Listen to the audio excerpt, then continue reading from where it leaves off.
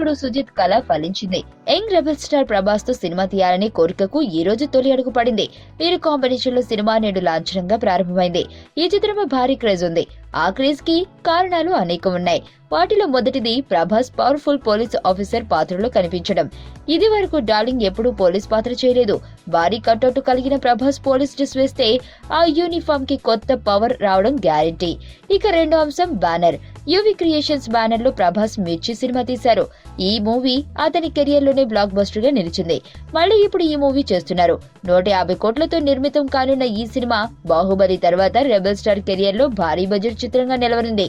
ప్రచారానికి దూరంగా పనికి దగ్గరగా ఉండే టెక్నీషియన్స్ మధ్య ఈయన మిర్చి, శ్రీమంతుడు, గాజీ వంటి సినిమాలకు సినిమాటోగ్రఫర్ గా పనిచేశారు. ఇప్పుడు ప్రభాస్ 19 కెమెరామ్యాన్ గా వ్యవహరిస్తున్నారు. ఈ అంశం కూడా ప్రభాస్ ఫ్యాన్స్ కి బూస్ట్ నిస్తోంది. ఒకసారి జాతీయ అవార్డు అందుకోవడమే గ్రేట్.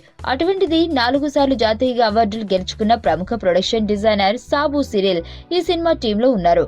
ఇక ఖర్చు పెట్టే ప్రతి పైసా వెండితెరపై కనిపించాల్సిందే. డార్లింగ్ అభిమానుల్ని ఊరిస్తున్న మరో అంశం సంగీత త్రయం.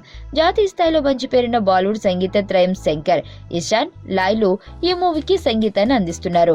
బాలీవుడ్ లో మంచి క్రేజ్ ఉన్న వీరు గతంలో కొంచెం ఇష్టం కొంచెం కష్టంకి సంగీతం అందించారు. ఇప్పుడు ప్రిన్స్ సినిమా కోసం ప్రాణం పోయిన్నారు.